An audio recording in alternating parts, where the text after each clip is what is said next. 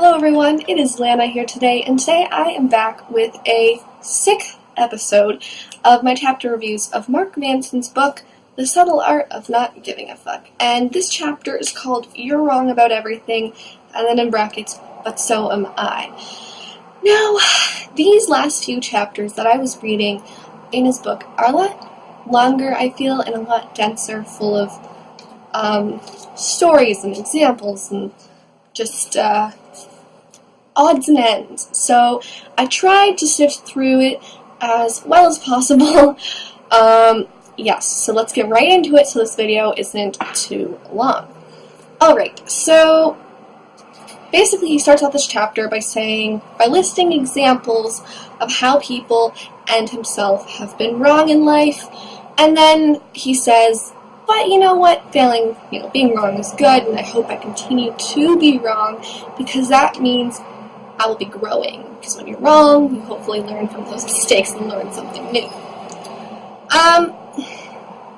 With that, he says, yeah, we're going to be wrong, but we can't exactly try and seek the perfect answers and the right ideology and there is no really perfect, he says. There's just slightly less wrong every day and trying to do better every day. He also says that one of the things that he talks about is in personal growth, in being wrong. It is kind of a scientific process of personal growth. Our hypothesis is our values. I believe this, and this is how I believe I should act. And then our actions can be evaluated to see if they actually ended up in line with our hypothesis or values. So he sees that as a kind of healthier way of personal growth, not striving for some perfection, because it's not going to be achieved. And this is kind of a more logical way of looking at things, not super emotional. It's just, this is what I believe, this is how I acted. Was that really in line with it? Yes, no, and then you adjust your behavior. He also says, along with that, there's no single right answer.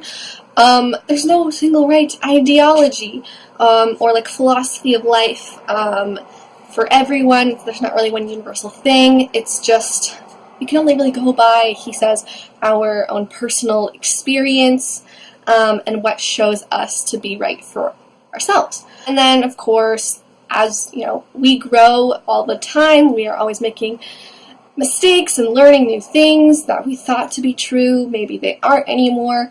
And that being said, our right answers, our ideologies, our philosophies of life will constantly change according to our own personal growth and our needs. Then he gets into where I think the main part of the book, this chapter is certainty and uncertainty, failure, all that kind of stuff. This is, I think, the meat of this chapter. So he says that the main kind of thing that he says is that people who are said to be afraid of rejection are actually afraid of being wrong or failing.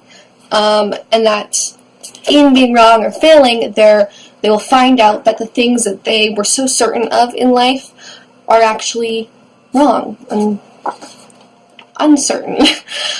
So a key part that I think where he talks about this is on page 118, and he says, it's easier to sit in a painful certainty that nobody would find you attractive, that nobody appreciates your talents, than to actually test those beliefs and find out for sure. Beliefs of this sort, that I'm not attractive enough, so why bother, blah blah blah, gives us moderate comfort now by mortgaging greater happiness and success later on.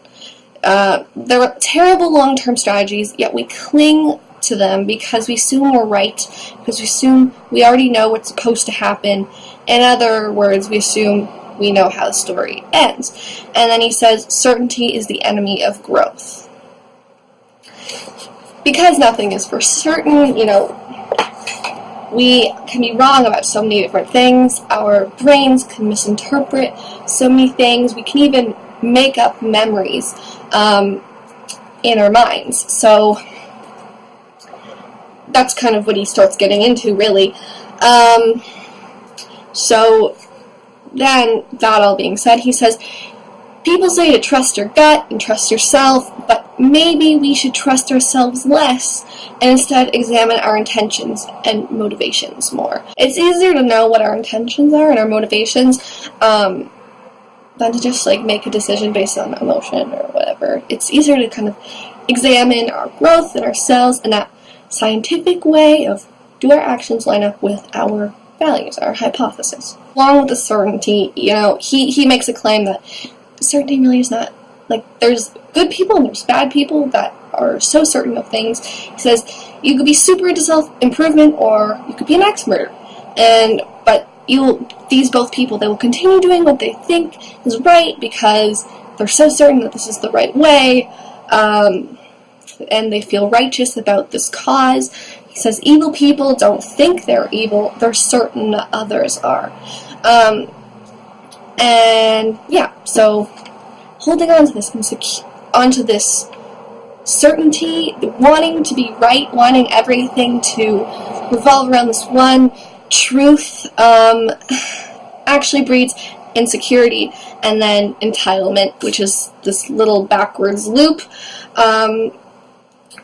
because you want to be certain, but you're like, so you start taking all these measures. Let's say, your boyfriend will never cheat.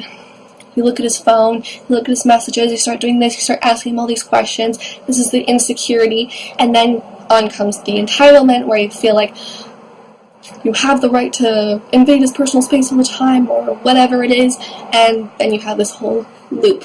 And he says the fix for that is, the more you embrace being uncertain, the more comfortable you will feel not knowing all the answers. Uncertainty removes judgment of others, our biases, our dogmatisms, and it allows us to simply pursue answers through experience.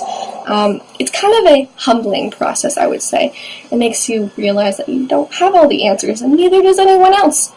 So, instead of judging and prejudging and sticking to the certainties, these dogmatisms, just go by what you experience and what tends to be true in reality for yourself. And then continuing on, he talks about Manson's law of avoidance, which is the more something threatens your identity, the more you'll avoid it. And this is kind of an explanation for the reason why people hold on and cling to these certainties instead of pursuing them. Let's say someone believes that they deserve a pay raise,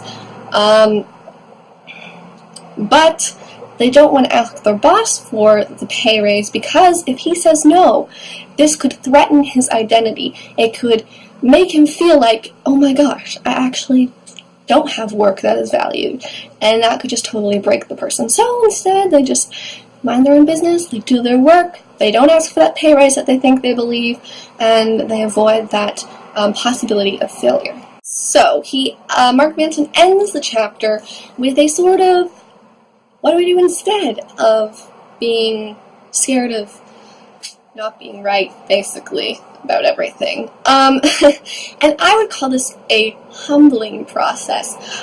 He says to give up the idea that you are special and that your problems are special and that they define you and everyone else hates you and blah, blah, blah. I don't know. Give up that feeling and kind of humble yourself and realize that you're a little bit like everyone else. You don't know everything, and that everyone's going to fail, you're going to fail, and therefore you should feel free to do whatever you want without fear of failure. Feeling without the fear of failure and without the fear of losing yourself or your identity. And then how to be less certain. He says to ask yourself these following questions. So, what if I'm wrong? Which is pretty simple, it puts in a little bit of doubt that, I might not be right. Then the second question, what would it mean if I'm wrong? That'd be like, well, maybe I'm wrong about needing a pay raise. Well, that might mean that I think that I actually am more valuable than I am. Maybe I actually need to work on myself, or whatever. Or maybe this person actually is right and I am being really self-centered. Maybe I need to try and listen to others for a change. That could be the answer. Would being wrong create a better or worse problem than my current problem? That's a long one. Would being wrong create a better or worse problem than my current problem for both myself and others? And then you evaluate the situation and see if it's option A or B. And so, for example, this would say maybe your family says that you don't spend enough time with them, and that you're really too focused on your career, and you're just not focused on them. Whatever. So you could continue being really self-centered and isolate yourself from your family, or you could, try and entertain the possibility that they were actually right, and try and, make it to those family events and feel a little more connected. Would option A be better, or B? In option A, you can't really admit that you might be wrong, and that's what most people do because it's less painful. Option B, you would be creating less of a problem for your family. You would probably make yourself feel better because you're closer to your family, but it would mean admitting that, yeah, you've been neglecting your family and you've been pushing them away. So it's harder, but that's how you would kind of evaluate that. Yeah, I would call this, just in summary, this chapter, a little bit of a lesson of self-awareness, and trying to show people another way of not pushing away their problems, relating to themselves and others, and I find Mark Manson tries to give us more of like a logical way of determining whether we're wrong, or we're being wrong, or treating others wrong, etc., etc. And he tries to make us feel more okay with the fact that we're going to be wrong. Yeah, that's the end of my chapter review for Chapter 6 of Mark Manson's Subtle Art of Not Giving a Fuck. I hope you enjoyed this. I'm sorry if it was a little long. There was a lot to get through, and I didn't want to leave too much out. So thank you guys for watching. I'll see you in the next one. Have a great day. Peace.